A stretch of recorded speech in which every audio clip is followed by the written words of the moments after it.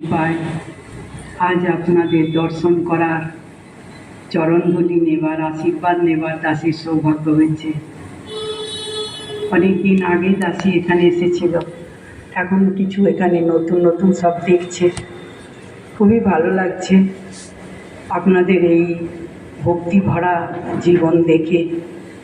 কারণ এখানে এক একজন মহাপুরুষ যে সমস্ত বাণী রাখছিলেন, বিচার দ্বারা হোক, ভজন দ্বারা হোক, প্রবচন দ্বারা হোক, সেই সমস্ত বাণী শুনে মনে এই ভাবনা তৈরি হচ্ছিল যে কতটা গুরুর প্রতি শ্রদ্ধা, ভক্তি, প্রেম থাকলে তবে এইরকম বাণী মুখ থেকে আসে। তো সাধুসঙ্গতজি, আপনারা ভক্তি ভরা জীবনযাপন করছেন সদ্গুরুর কৃপাতে। তা নাহলে আমরা তো ভক্তি কি সেটাই জানতাম না।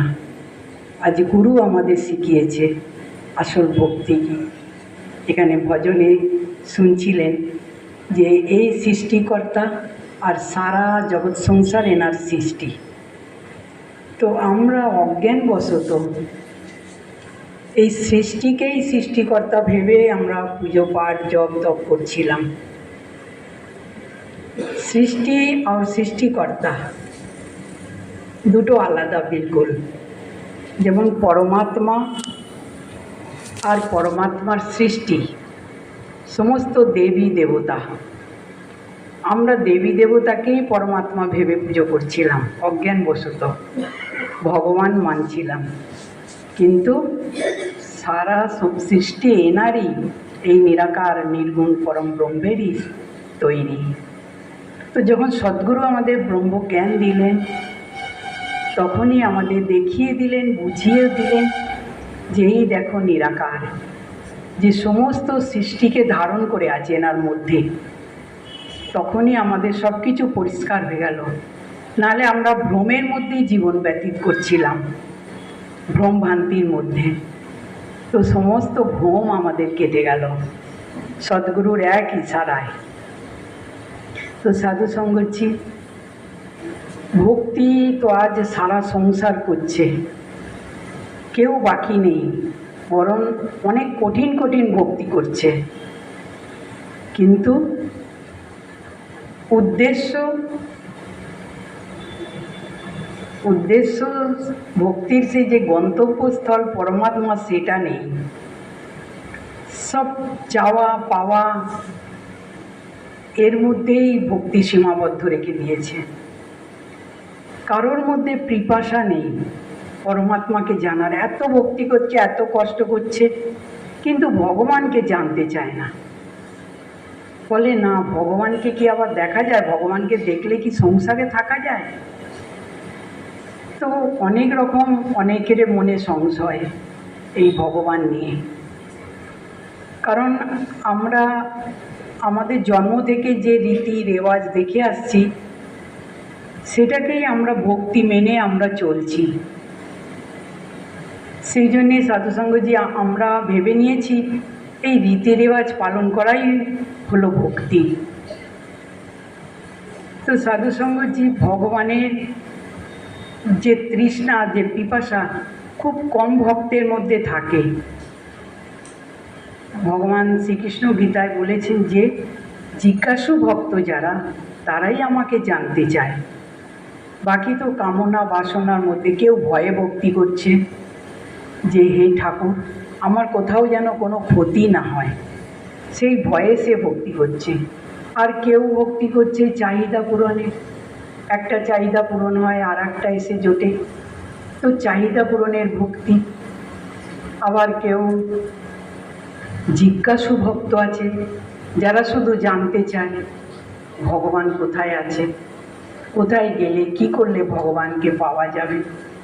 আরেকজন আছে জ্ঞানী ভক্ত, আপনারা যেমন, যে ভগবানকে দেখে দর্শন করে ভগবানকে সঙ্গে নিয়ে আপনারা জীবন ব্যতীত করছেন, সংসার করছেন, মানে দুটো দিককে ব্যালেন্স করে চলছেন, একটা সাংসারিক জীবন, একটা আধ্যাত্মিক জীবন।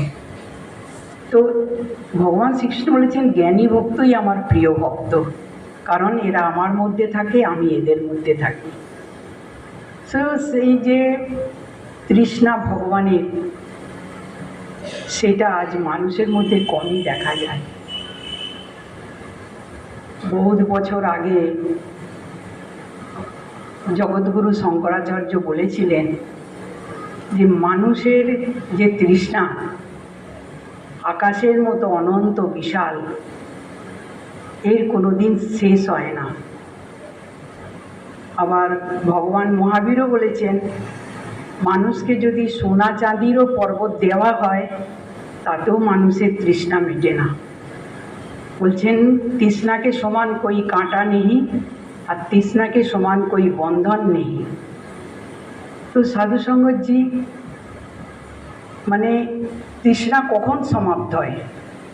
যখন আমরা সদ্গুরুর চরণে এসে ব্রহ্মজ্ঞান প্রাপ্তি করে এই অঙ্গে সঙ্গে নির্গুণ নিরাকারকে দর্শন করে নিই, তখন আমাদের সমস্ত চাওয়া পাওয়া মিটে যায়। মনে হয় সব পেয়ে গেলাম, জীবনে সন্তুষ্টি এসে যায়। তো সন্তুষ্টি ধন হচ্ছে সবচেয়ে বড় ধন। পরমাত্মাকে উপলব্ধি করার পর আর কিছু জীবনে চাওয়া পাওয়া থাকে না। তখন সদ্গুরু ব্রহ্ম জ্ঞান দিয়ে এই ভক্তি মার্গে আমাদের তুলে দিয়েছেন।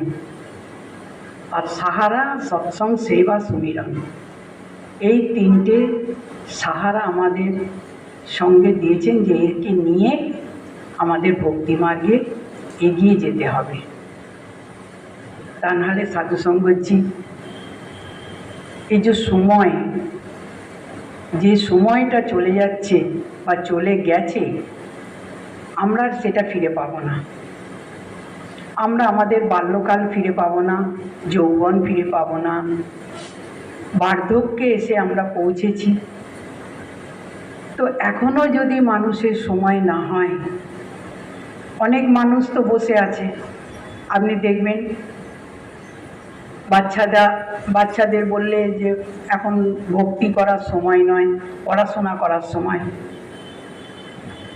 মায়েরা আমরা বলি যে ও এখন পড়াশোনা করো, সৎসঙ্গ করলে তাদের টিউশন থাকে, এসব টিউশন কামাই করলে, সৎসঙ্গ করলে পড়ার ক্ষতি হবে।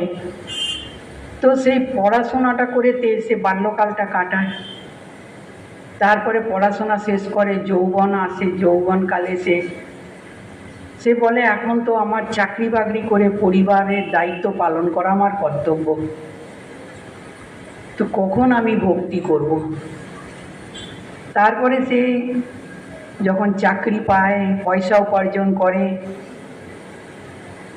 এবার তার মনের মধ্যে একটা একটা বাসনা জাগে, ঘর বাড়ি করতে হবে, বিয়ে শাদী করতে হবে, বাচ্চাদের মানুষ করতে হবে। এই করতে করতে তার সার্ভিস লাইফ কেটে যায়, বার্ধক্যে এসে পৌঁছায়। আর আমরা ভক্তিটা সেই বার্ধক্যের জন্যে রেখে দিই, যে বুড়ো হই তারপর ভক্তি করব। কিন্তু বুড়ো বয়সটা কেমন হয়, আমরা চলতে পারি না। এখনকার বেশিরভাগ দেখা যায় হাঁটু ব্যথা, কোমরে ব্যথা, ভালোভাবে চলতে পারে না, চোখে ভালো দেখতেও পায় না, কানে ভালো শুনতেও পায় না। বৃদ্ধ বয়সের তো এইটাই নমুনা। তো তখন ভক্তি কি করব? সেই জন্যে মা সারদা বলতেন যে মা বোনেরা, তোমরা এখন থেকে যত অল্প বয়স থেকে ভক্তি করবে, সাধু সঙ্গত করবে, তত তোমাদের ভালো। কারণ আমাকে দেখতে পাচ্ছ, একজনের সাহারা ছাড়া চলতে পারি না, এক গ্লাস জল নিয়ে খেতে পারি না, তাহলে ভক্তি করব কি করে?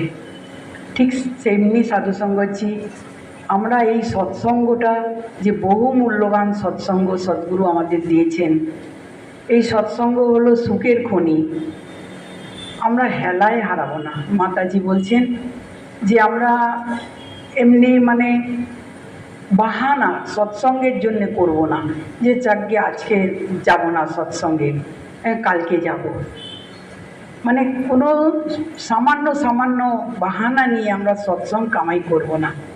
হ্যাঁ, কোনো রকম কঠিন পরিস্থিতি এসে গেল, কোনো অসুবিধে খুব হলো, সেটা আলাদা কথা, কিন্তু এইভাবে আমরা, কারণ এই যে সময়টা আমরা আর ফিরে পাবো না। সৎসঙ্গ আমরা এখন যত করতে পারবো, হয়তো কোনো সময় করলাম না, অসুখে পড়ে গেলাম, দাসী হয়তো 2-3 মাস পা ভেঙে পড়েছিল, তো ওই যে সৎসঙ্গটা আমরা করে রেখেছি, তখন সেই ঘরে বসে বসে আমরা সেটাই স্মরণ করব, সেই কথাগুলো আমরা করব। সেই জন্যে মানে সামান্য বাহানা নিয়ে আমরা সৎসঙ্গ কামাই করব না। পরিস্থিতির সঙ্গে আমাদের চলতে হবে, পরিস্থিতি যেমনই হোক। এও প্রভুরই দান, ভালো মন্দ সময় সব প্রভুরই দান। যখন যেমন আমাদের রাখে, আমাদের সেইভাবে চলতে হবে। বলছে প্রভু इच्छा के बस तो पहने मन में एक सहारा रहे।